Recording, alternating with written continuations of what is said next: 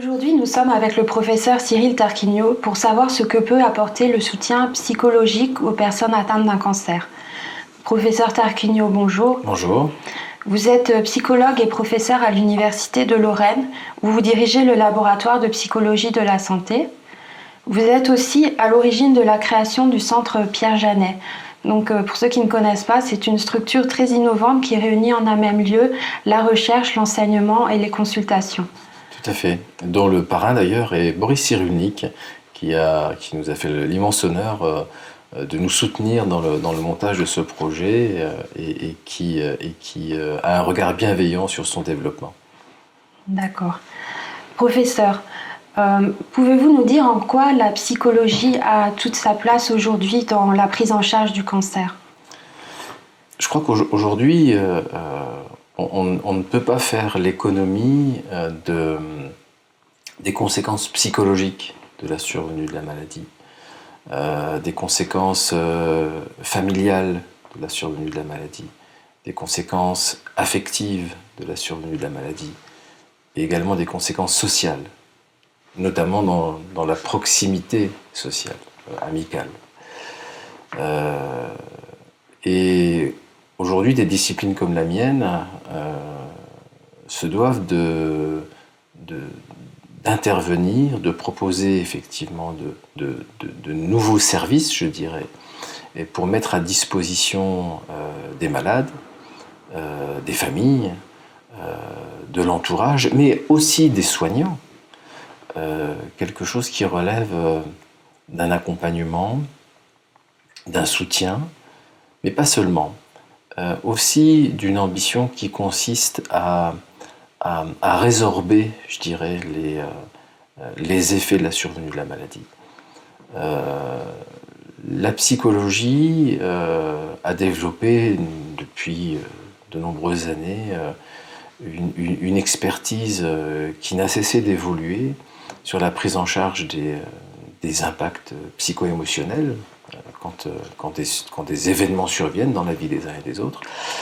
Or, la survenue d'un événement comme la maladie, bien sûr, mais de façon plus spécifique encore, d'une maladie comme le cancer, n'est pas une chose anodine. Tout simplement parce que le mot cancer résonne à nos oreilles de façon très particulière. Et résonne souvent comme une sentence de mort.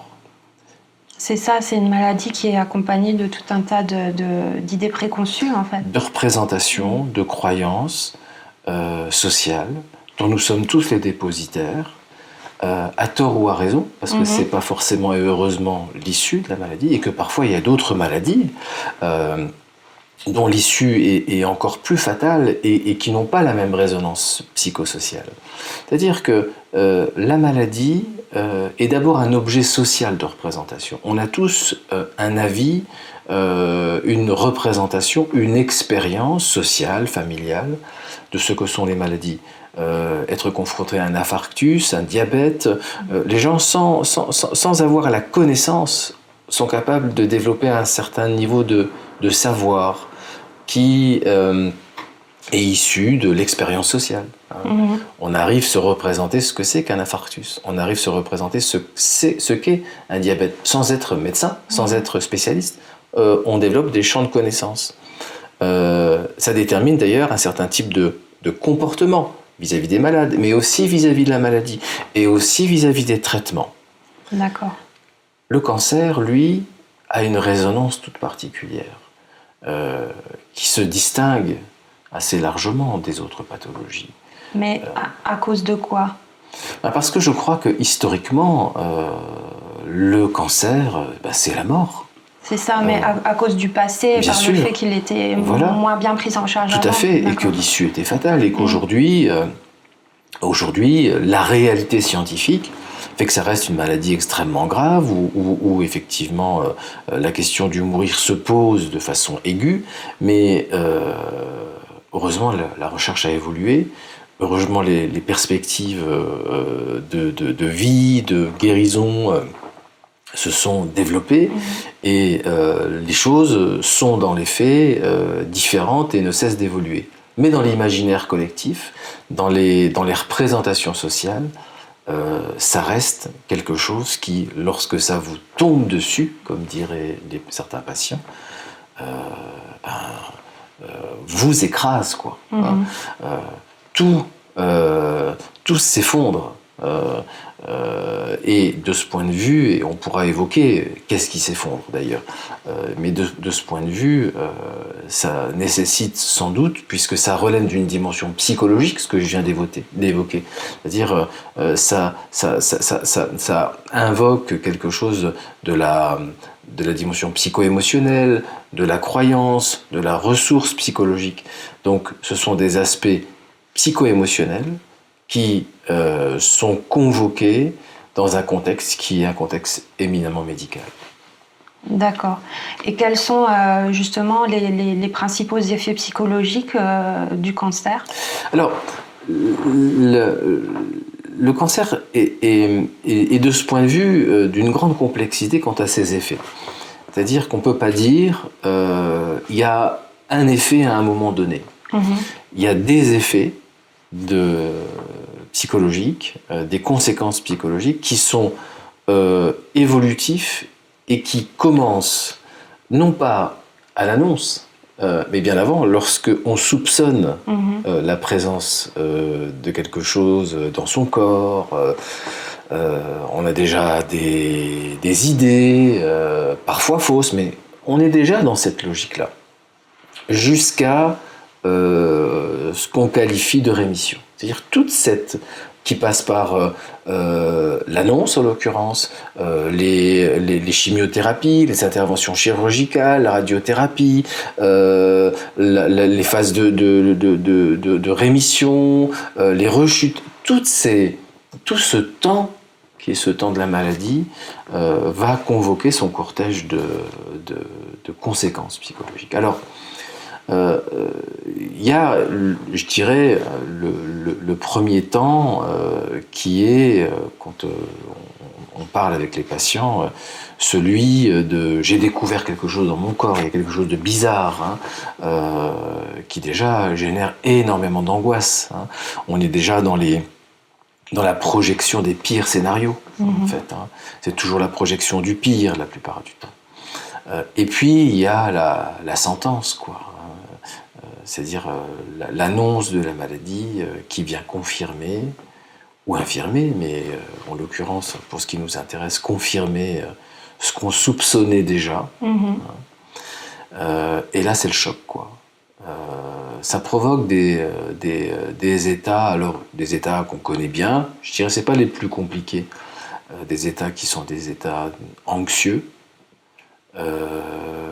parfois d'états dépressifs,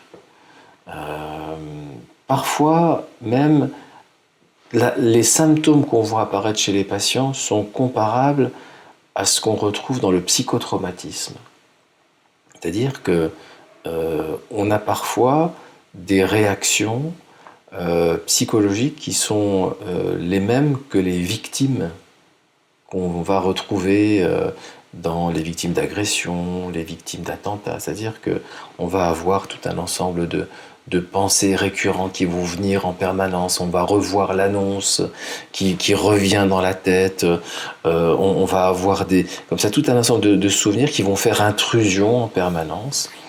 On va avoir des problèmes de sommeil, on va être dans l'évitement parfois aussi, on va être dans une grande irritabilité. Et puis à côté de ça, il y a l'angoisse que j'ai évoquée tout à l'heure, qui prend là aussi différentes formes. Ça peut être une angoisse généralisée où on est oppressé en permanence, quelque chose s'est passé, quoi. Je veux dire, on est préoccupé en permanence, on n'est plus dans le réel en fait. Et puis, ça peut s'accompagner de ce qu'on appelle les attaques de panique, c'est-à-dire c'est des montées en puissance de ces peurs. Et si je reste simplement sur ces trois dimensions, la dimension dépressive, la dimension anxieuse, la dimension post-traumatique, souvent, elle est le fait de « qu'est-ce qui m'attend ?» Voilà. Qu'est-ce qui m'attend? C'est, contrairement à ce qu'on peut penser, c'est pas forcément toujours la question de la peur de mourir en soi, même si cette question survient. Tout dépend de dans quoi on est engagé dans sa vie. Je suis frappé de voir comment certaines femmes expriment cette angoisse, non pas pour elles-mêmes, mais pour le devenir de leurs proches. Qu'est-ce que vont devenir mes enfants? Qu'est-ce que va devenir mon mari? Je verrai pas la communion de mes enfants. Je verrai pas le mariage de mes enfants.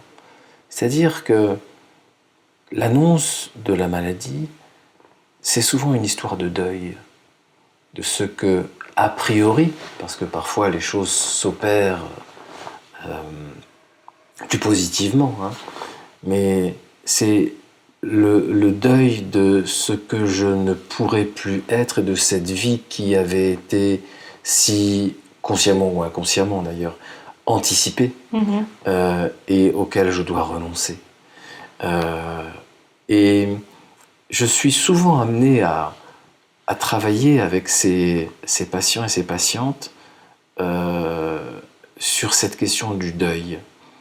D'un deuil de ce que je ne pourrais plus être, de ce que je ne pourrais plus voir, de ce que je ne pourrais plus faire, et d'une peur qui souvent est une peur sur le devenir de ceux que j'aime et qui sont à mes côtés.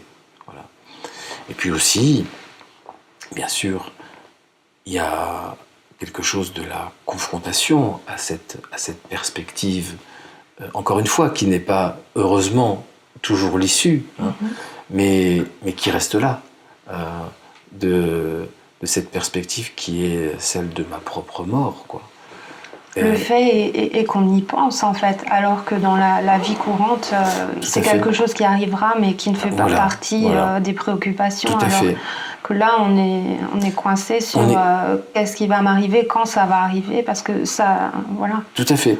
Et en fait, dans la vie de tous les jours, chacun d'entre nous pourrait mourir à chaque instant. Prendre sa voiture, monter un escalier, enfin l'idée de cette vie qui s'arrête, au fond, ferait objectivement partie de notre réalité à tous, qu'on soit ou non malade. Sauf que dans la vie, pour la plupart d'entre nous, nous disposons de mécanismes de défense qui mettent cette perspective de la mort à distance. Et on est construit de telle sorte que on vit dans une illusion, c'est l'illusion d'immortalité, qui fait que, au fond, vous et moi, on fait des projets des futures grandes vacances, de ce que sera peut-être les prochaines fêtes de fin d'année. Quelle prétention! Je veux dire, on ne sait pas du tout ce qui va se passer. Et pourtant, c'est très naturellement qu'on le fait. Parce qu'on a su, pour des raisons de fonctionnement psychique, déployer une espèce d'interface comme ça entre nous et la réalité qui nous protège de cette incertitude de la réalité et surtout qui nous protège de ce sentiment d'impuissance vis-à-vis de la réalité. Et donc on cultive allègrement l'illusion de contrôle. La maladie qui vient, ou plutôt fait voler en éclats cette illusion de contrôle. C'est-à-dire que fait voler en éclats cette croyance que on peut contrôler sa vie. Fait voler en éclats cette capacité à mettre à distance cette confrontation au mourir. Cette fois, la maladie qui survient nous confronte violemment et brutalement à quelque chose de complètement nouveau, presque d'impensable, mais il faut prendre le terme impensable au sens littéral du terme, qu'on ne peut pas penser, parce qu'on ne sait pas penser la mort.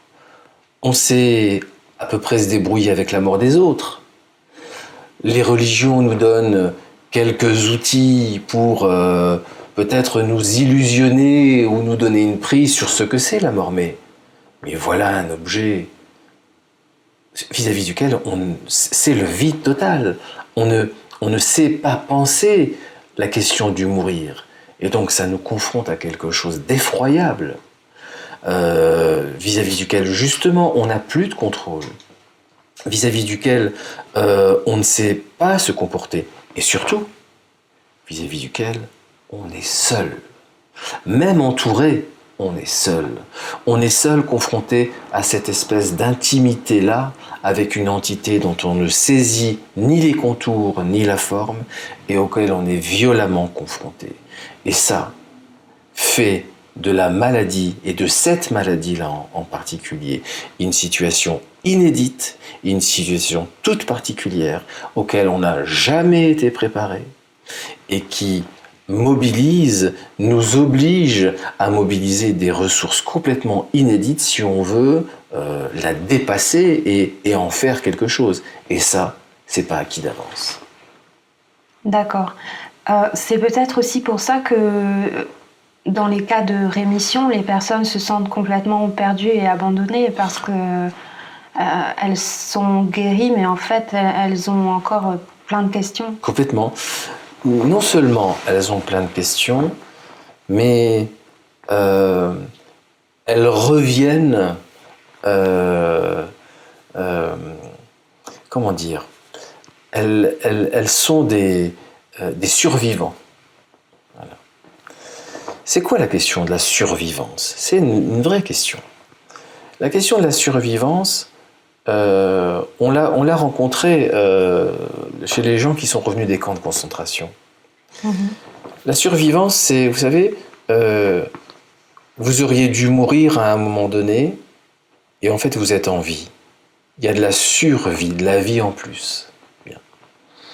Mais la survivance, c'est aussi quelque chose, parce qu'on évoquait tout à l'heure cette confrontation à la question du mourir, qui vous plonge dans un rapport à vous-même et un rapport aux autres totalement différent. Les survivants sont des gens qui sont au-dessus des vivants, pas mieux ou pire, ils sont différents des autres. Parce que cette maladie vous met dans une espèce d'initiation qui fait de vous quelqu'un d'autre. Qui fait de vous quelqu'un d'autre au sens où cette expérience de vie, de la confrontation à la mort, vous a amené à saisir quelque chose de la vie que ceux qui n'ont pas traversé cela ne peuvent pas comprendre. Et les mots ne semblent pas exister pour rendre compte de cette expérience-là. Le survivant est quelqu'un, effectivement, qui est le fruit d'une initiation qui le distinguera à jamais des autres. Et du coup, effectivement, très paradoxalement, le retour parmi les vivants, vous voyez, que pourrait symboliser, je dirais, la rémission, au fond, ne se fait pas aussi aisément qu'on peut le penser. On est quand même dépositaire de toute cette expérience, de ces peurs. Les gens, souvent, se sont battus, parce que c'est ça aussi la survie. La survie, c'est la capacité à mobiliser des ressources et des forces qui jusque-là n'avaient jamais été mobilisées. Voyez, être dans une situation de survie, c'est se débarrasser de tout ce qui était accessoire dans la vie, de tout ce qui était futile dans la vie, et c'est se focaliser sur l'essentiel, sur ce qui compte vraiment. C'est mobiliser toutes les ressources pour vivre, pour sauver sa peau. Et dans la vraie vie, on n'est pas confronté à ça. Dans la vie normale, on est confronté à des événements de vie difficiles, certes compliqués, bien sûr, qui nous mettent dans une situation de souffrance, mais qui ne posent pas en perspective la perte de la vie. Et de ce point de vue, ça nous oblige, ça oblige les malades qui sont confrontés à cette maladie à mobiliser des ressources qui jusque-là n'avaient jamais été mobilisées et qu'elles-mêmes ne pensaient pas être mobilisable. Il y a quelque chose de soi qui est transcendé. Alors, quand on a vécu cela, il faut reprendre un cours de vie normal, mais alors qu'on n'était pas quelqu'un de normal. On a dû se battre, on a dû transcender et aller puiser au plus profond de nous les ressources pour effectivement dépasser tout cela. Et au fond, très curieusement, la rémission, c'est un temps où il faut se réinventer. Mais c'est aussi un temps, et je reviendrai dessus, où on prend la mesure de ce qu'on a traversé. Voilà, et c'est peut-être là qu'il y a un retour Exactement. de Voilà. tout ce qui est arrivé. Non seulement il faut se réinventer, parce que les gens d'abord vous considèrent plus comme malade. Ça y est, tu es guéri. Mais non, on n'est pas guéri. Je veux dire, parce que on se rend compte de ce qu'on a traversé. Parce que quand on est dans la survie, on n'a pas le temps de faire un pas de côté pour se dire « Oh là là, c'est difficile, je suis en train de traverser une période difficile. » Mais on est dans un mode de guerrier. Hein, et on se rend compte quand on en sort de ce qu'on a traversé. On se rend compte quand on sort de cette période-là, qu'est-ce qu'on a dû mobiliser, qu'on a eu chaud, que c'était difficile. Et à ce moment-là, on dit, si ça devait recommencer, je ne sais pas si je retrouverais les mêmes forces et les mêmes ressources pour continuer. Et du coup, il y a tout un questionnement qui revient, toute une peur qui est reconvoquée et qui est remobilisée. Et qui fait que, très étonnamment, c'est ce que j'évoquais tout à l'heure, c'est durant cette période que sur le plan psycho-émotionnel, alors que le corps, selon la médecine, va mieux, on va le moins bien. Et on a énormément de gens qui viennent nous voir et qui sont en rémission et avec lesquels on travaille sur tout ce qui s'est passé, sur les étapes de la maladie, durant lesquelles ces femmes, ces hommes n'ont pas eu le temps de s'arrêter. On n'a pas le temps. Et c'est après, quoi. On subit les effets a posteriori de ces événements-là. Et là, on n'a plus l'écoute de nos proches parce que la médecine a dit qu'on était sauvés. C'est fini. C'est fini. Alors que c'est souvent là que quelque chose redémarre avec les malades. D'accord. Et comment la psychothérapie peut-elle aider justement les malades ? Je crois que d'abord la psychothérapie a beaucoup évolué depuis 20 ans. Moi j'exerce depuis une vingtaine d'années et je crois que je suis moi-même étonné de l'évolution de ma pratique depuis 20 ans. Si au départ, notre seule ambition était d'écouter, de soulager, aujourd'hui, on est capable de réparer et de guérir, sur le plan psycho-émotionnel, je parle bien sûr, de guérir. Et ça, c'est une vraie évolution. Dans ma discipline, on n'osait pas envisager la question de la guérison. Aujourd'hui, le psychologue n'est plus seulement celui qui écoute et qui ne dit rien, qui est dans cette espèce de neutralité bienveillante dont on a souvent parlé en psychothérapie, mais qui ne veut rien dire. Il y a aussi beaucoup de fausses représentations. Oui, aujourd'hui c'est terminé. Aujourd'hui le psychologue est un psychologue qui prend parti, qui s'engage, qui parle, qui explique, qui agit. L'échec ou la réussite de la psychothérapie n'est pas que le fait du patient, et heureusement. Le psychothérapeute aujourd'hui moderne dispose d'approches diverses qu'il combine, qu'il invente, qu'il met au service de ses patients. Et aujourd'hui, on arrive très bien à intervenir pour prendre en charge d'abord ce que j'évoquais tout à l'heure, c'est-à-dire tous ces troubles qu'on qualifie de troubles réactionnels, c'est-à-dire les troubles anxieux, les troubles dépressifs, les troubles post-traumatiques, et ça on sait très bien les traiter. On a des protocoles et on arrive parfaitement bien à les traiter. Et donc, on peut accompagner le patient tout au long des étapes de la maladie. C'est-à-dire qu'on va, depuis l'annonce, tout au long Ça va de l'intervention chirurgicale en passant par toutes les phases de chimiothérapie qui au fil du temps sont appréhendées, qui vont aussi les résultats des examens qui effectivement laissent entrevoir le risque d'une récidive. Donc on a comme ça de vrais moyens, de vraies possibilités d'accompagner les patients à toutes les étapes en leur proposant des techniques très différentes parfois, qui s'articulent les unes aux autres. Et pour aller plus loin, aujourd'hui, en leur apprenant aussi des techniques qu'ils pourront utiliser, mobiliser dans certaines situations. Je pense par exemple à des techniques de gestion des émotions comme la cohérence cardiaque qu'on apprend à nos patients et qu'ils mettent en œuvre, ou de méditation, et qu'ils mettent en œuvre lorsqu'ils sont pendant les chimiothérapies par exemple. Donc on a comme ça tout un arsenal qui est vraiment intéressant. Alors, il y a effectivement ce que provoque la maladie, j'ai parlé des troubles réactionnels, il y a aussi ce que j'évoquais concernant, au fond, les dimensions existentielles, c'est-à-dire quand on pose la question du mourir, quand on pose la question du sens de la vie, parce que ce sont des questions de fond. Je crois que pour s'en sortir, les patients, au regard de ce que je vois, les patients qui s'en sortent le mieux, je dirais, sont ceux qui sont capables de transformer quelque chose d'eux-mêmes pour aller affronter la maladie. C'est-à-dire de reconsidérer les valeurs qui sont les leurs. Qu'est-ce qui compte et qu'est-ce qui ne compte pas ou plus. Qu'est-ce qui est essentiel dans la vie.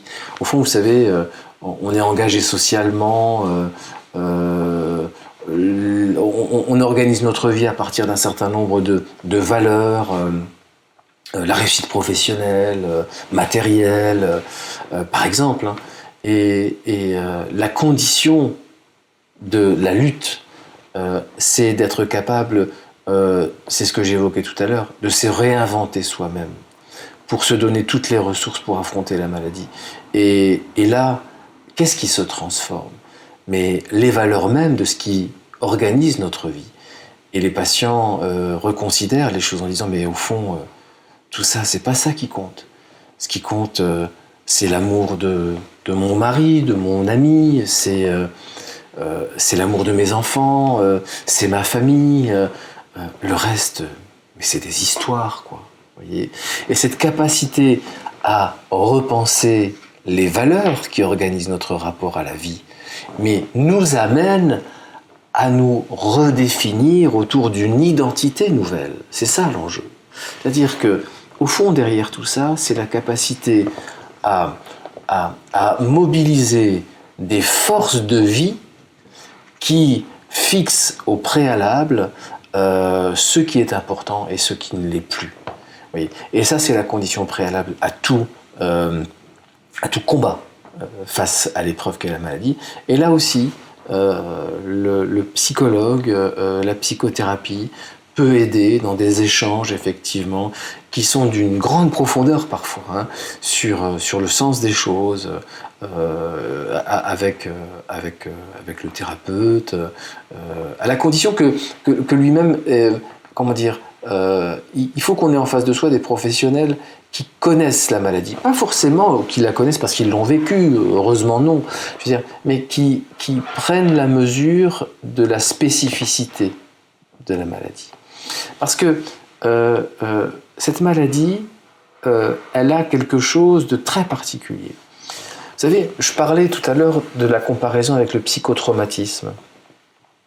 On a beaucoup travaillé sur les attentats, par exemple de Paris, mais d'autres événements encore. On a un événement, il commence à un moment donné, il s'arrête quelques minutes ou quelques heures après. L'événement, objectivement, est terminé. Bien. Évidemment, les conséquences psychologiques, elles peuvent durer longtemps après. On est d'accord. La différence avec le cancer, c'est que ça commence à un moment donné, et au fond, l'événement, objectivement, il reste actif. Il n'y a pas de fin. Il n'y a pas de fin. Voilà. Et là aussi, les conséquences psychologiques, elles sont sur le long terme. Mais à la différence des événements auxquels on était habitué sur le plan psychotraumatique, c'est qu'il n'y a pas de fin. Et même après la rémission, il y a toujours cette épée de Damoclès qui est là, voilà, et qui est en arrière-fond. Et ça donne une texture et une teneur toute particulière à la réalité de cette maladie, qui doit être intégrée par les thérapeutes pour déterminer les stratégies thérapeutiques qu'ils vont devoir mobiliser. D'accord. Et donc, si maintenant on en vient à la recherche, avec le centre Pierre Janet que vous dirigez, la Ligue contre le cancer va financer le premier essai d'évaluation d'efficacité de l'EMDR dans la réduction des troubles justement anxio-dépressifs chez les patientes atteintes d'un cancer du sein. Donc est-ce que vous pouvez nous présenter ce qu'est l'EMDR et ce qu'elle peut apporter dans ces cas-là? Alors là, je prends plutôt ma casquette universitaire, parce que je disais tout à l'heure que ma pratique de thérapeute a évolué de façon assez étonnante depuis 20 ans. Elle a évolué parce que la recherche a évolué. Parce qu'on a développé de nouvelles formes de psychothérapie. Vous savez, alors on n'est pas au clair sur le chiffre et comment il a été identifié, mais on voit ici ou là, dans quelques travaux, apparaître le chiffre de 400 à 450 formes de psychothérapie différentes qui existent dans le monde. Ah oui. C'est énorme.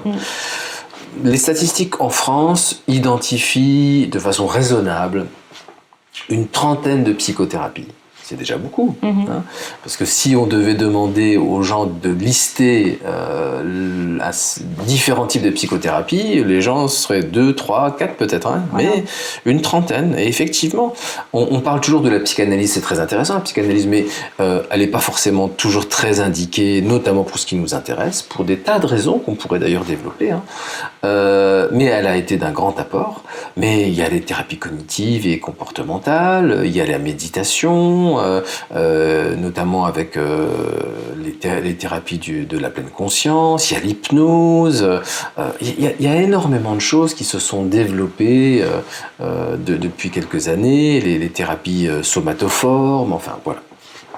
Et puis il y en a une qui a émergé un petit peu de façon très étonnante, il y a une vingtaine d'années, qui s'appelle la thérapie EMDR. Alors l'acronyme, avec un accent qui n'est pas terrible, c'est Eyes Movement Desensitization Reprocessing. En fait, c'est un travail à partir de mouvements des yeux qui amène un processus de désensibilisation des émotions et de reprogrammation.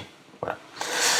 Cette thérapie, elle est basée sur l'idée que le cerveau a naturellement une capacité à gérer les émotions négatives. C'est vrai. Vous et moi, on a été confrontés dans notre vie à des émotions négatives. Et pourtant, avec le temps, on verra que le temps n'y est pour rien, mais on se rend compte que, prenons un deuil par exemple, avec le temps, on y pense moins et que presque on peut en parler sans que la charge émotionnelle soit là. Donc il y a quelque chose dans notre tête qui est naturellement présent et qui fait que la charge émotionnelle diminue. Bien. Le temps n'y est pour rien parce qu'on a à l'inverse des tas de gens qui, des années après, sont toujours avec une acuité émotionnelle qui est toujours la même. Donc en fait, la question n'est pas une question de temps, c'est une question qu'on commence à bien comprendre de mécanismes qui seraient cérébraux, qui sont naturellement orientés vers l'adaptation et le traitement des charges émotionnelles négatives.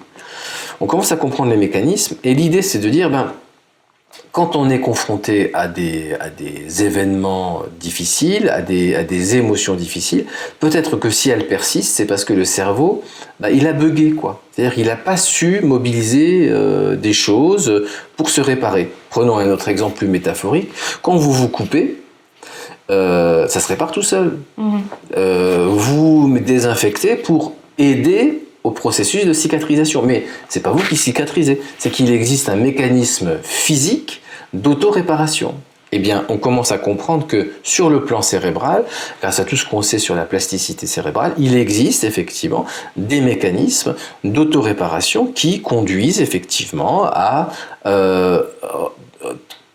préparer, digérer les charges émotionnelles, et que l'hypothèse qu'on fait, c'est que quand ça marche pas, eh bien, il faut aller aider le cerveau. C'est comme si on allait mettre le désinfectant pour l'aider. Bon.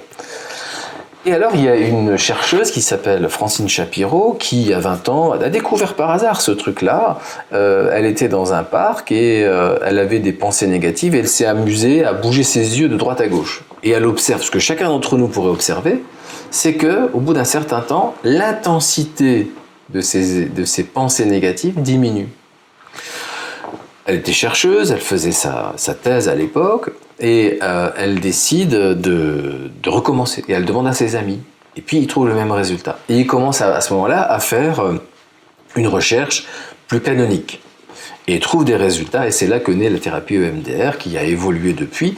Et l'idée, c'est que ces mouvements oculaires, en fait, ils n'ont rien de magique. En fait, ils agissent sur certaines structures du cerveau, notamment des structures qui gèrent les émotions.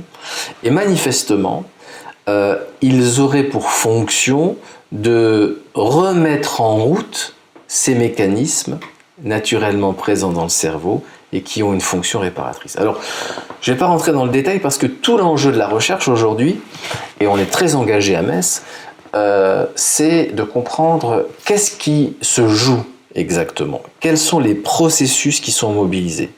Et on travaille beaucoup, par exemple, avec des collègues à Marseille qui travaillent sur de l'imagerie cérébrale, ou des collègues italiens qui nous permettent d'identifier quelles sont les structures cérébrales qui sont mobilisées. Mais depuis une quinzaine d'années maintenant, grâce à David Servan-Schreiber, puisque David Servan-Schreiber a beaucoup aidé Metz pour développer le champ de la thérapie EMDR. Nous sommes la première université en France à l'avoir fait, la deuxième en Europe. On enseigne la thérapie EMDR d'ailleurs. Et donc, on a beaucoup développé de travaux, de doctorats, etc., sur la prise en charge des victimes. Et la tradition de Metz, c'est quand même la psychologie de la santé, depuis 20 ans, qui a été importée à Metz par le professeur Gustave Nicolas Fischer.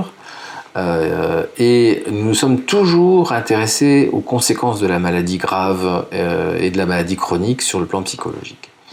Et nous avons, depuis quelques années, développé des travaux dans le champ de la douleur, dans le champ de la perception du sein fantôme, c'est-à-dire les gens qui ont subi une mastectomie mais qui ressentent des sensations dans le sein, notamment dans le cas du cancer du sein.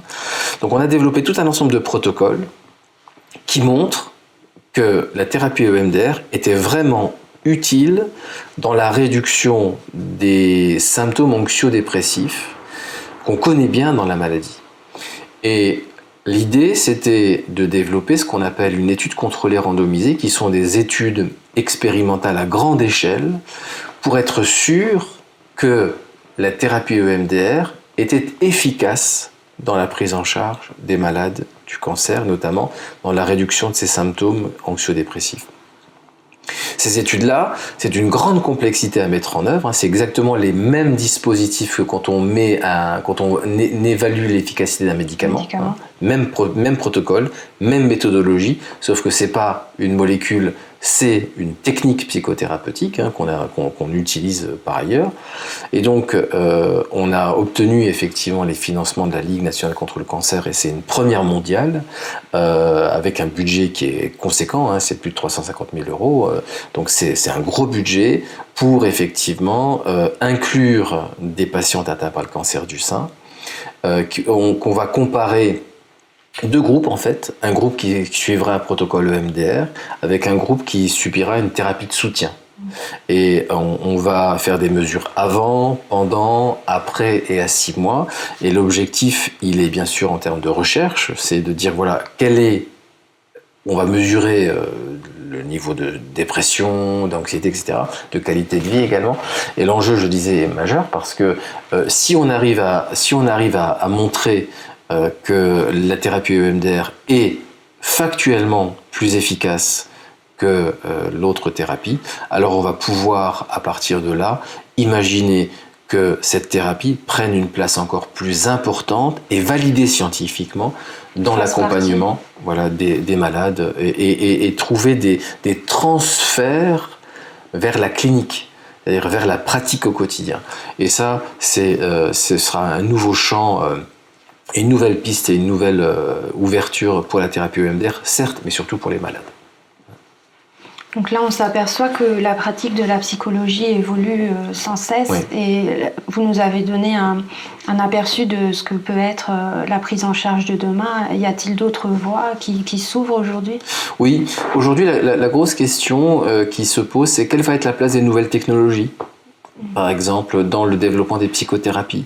Comment est-ce qu'on va pouvoir utiliser nos iPhones, nos tablettes pour effectivement proposer des accompagnements complémentaires pour les patients. Ça, je pense que c'est la prochaine génération des évolutions. C'est comment est-ce qu'on va être capable de proposer des nouveaux moyens avec des outils qui sont portables en permanence, qui vont permettre effectivement d'aider, d'accompagner les patients. Je pense que ça, c'est une nouvelle piste, sans compter le fait que les pratiques psychothérapeutiques se développent. Je pense par exemple aux thérapies de la pleine conscience qui sont nouvelles, mais aussi, je crois, l'évolution de demain, c'est le champ des psychothérapies intégratives, c'est-à-dire la capacité des thérapeutes, des psys, d'articuler les acquis de disciplines parfois différentes. Et je voudrais insister sur ce point, non pas seulement de disciplines de la psychologie, d'articuler les savoirs de la psychanalyse avec les sciences cognitives ou le MDR, non, d'aller bien plus loin. Aujourd'hui, on voit bien que nos patients, ils ont besoin d'une approche intégrée. C'est-à-dire qu'il faut que les psys de demain soient capables d'intégrer les apports de l'homéopathie, les apports de la phytothérapie, les apports de l'acupuncture, les apports de la nutrition, les apports de ce qu'on sait sur les activités physiques, et de travailler dans une perspective intégrative qui soit capable de mobiliser, de convoquer des experts de différentes disciplines. Et si les psychologues ne sont pas capables d'intégrer cette ouverture intégrative, alors ils prennent le risque de rester dans leur coin et de n'avoir qu'une vision limitée de ce qu'est le malade. Aujourd'hui, les malades l'ont bien compris parce que eux-mêmes font la démarche, eux-mêmes convoquent et articulent des disciplines qui a priori seraient incompatibles, mais qui leur conviennent, leur font du bien, et ça fait de plus en plus sens parce que effectivement, la recherche nous montre qu'en plus, il y a des travaux qui sont pertinents. Je pense par exemple à l'activité physique. Il y a 10 ans, on rigolait quand on disait il faut faire du sport, il faut bouger. Aujourd'hui, on montre, et là aussi on ne rentrera pas dans les détails, que l'activité physique a un effet non seulement de prévention, mais aussi qui permet d'accompagner positivement les patients. Donc tous ces aspects-là sont des aspects importants. Cette logique intégrative, interdisciplinaire, à mon avis, est vraiment l'avenir de la discipline. Même pour la partie clinique, en fait. Complètement, ouais, complètement. D'accord. Souhaitez-vous ajouter un dernier mot pour conclure cet entretien ? Oui, je dirais que parfois la prise en charge psychothérapeutique peut être compliquée parce qu'il ne faut pas non plus oublier que les malades avaient une vie avant la maladie. Une vie parfois compliquée, une vie parfois difficile. Et qu'il nous arrive souvent, alors que la maladie a été le déclencheur, avant même de traiter la question de la maladie, de traiter l'histoire du sujet, les traumatismes du sujet, qu'il n'aurait sans doute pas abordé si la maladie n'était pas survenue. La maladie devient un déclencheur. Voilà. Et ça peut être parfois un frein à certains patients de venir consulter, parce que ils savent très bien que derrière ce que révèle la maladie, on peut aussi faire émerger des choses qu'ils ne souhaitent pas. redécouvrir d'une certaine manière. Néanmoins, c'est toujours un travail constructif et positif, même si on est parfois amené à aller revisiter notre histoire, quoi. Je crois qu'à la différence de ce qui se passe ailleurs, dans le champ d'une maladie comme le cancer, et au regard de l'expérience très modeste qui est la mienne, néanmoins, il y a quelque chose d'une condition de survie à ça. C'est-à-dire que être capable de mobiliser les ressources pour faire face à l'épreuve de la maladie nécessite d'avoir accès à toutes ces ressources. Et parfois, pour cela, il faut aller tordre le cou à certains fantômes du passé pour se donner les moyens d'affronter le présent et de se projeter dans l'avenir. Merci beaucoup, professeur, pour cet entretien. Merci.